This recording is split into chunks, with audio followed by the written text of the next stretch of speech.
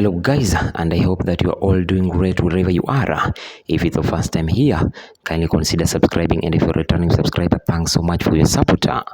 Now, here's sad news. Popular gospel artist Beatrice Wairimu Mbugua, better known as Betty Bayo, has passed away. Popular gospel artist Beatrice Wairimu Mbugua, better known as Betty Bayo, has passed away. Betty Bayo lost her life on Monday, November 10th, after a lengthy battle with cancer. Her ex-partner, Pastor Victor Kanyari Mwangi, with whom she had 2 children, confirmed her passing as his team headed to Kenyatta National Hospital, where the late gospel artist had been receiving treatment. In his official social media, Kanyari wrote, I quote, "It hurts in ways I can't explain. You left before I could say everything I needed to. I still see you in every laugh our children give, in every little habit that reminds me of you. We had our moments, but through it all, you are family. I'll carry your memory, your love, and your spirit forever. Rest easy, you'll always be missed." End of quote. Several industry friends, including renowned Bishop Benson Gatungu Kamau, have since taken to social media to mourn the artist. According to the bishop, Betty Bayo was embroiled in a battle with blood cancer, that's leukemia, which was at an advanced stage. I quote, "Living a life of praising God and business, the mother of 2 has been a jovial artist until lately when she was diagnosed with blood cancer at an advanced stage." End of quote.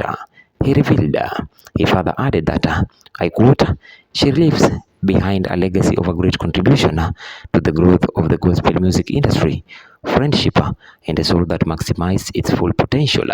She has rested after serving. My condolences to your mama, husband, siblings, friends, the music industry, and your beautiful children. Rest in peace, Betty Bayo.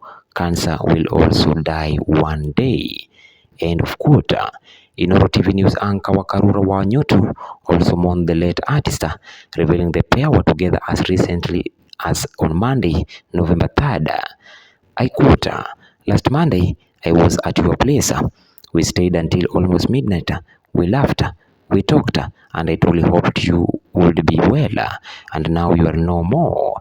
End of quote.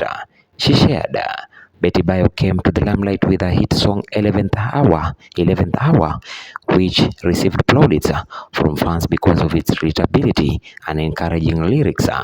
Signs that her health had taken a turn after the wars emerged in August 2025, when Bayo was admitted to the hospital and took to her social media to share an image of herself wearing an oxygen mask. At the time, she revealed that the cold weather had taken a toll on her, although she did not disclose particulars of a cancer battle.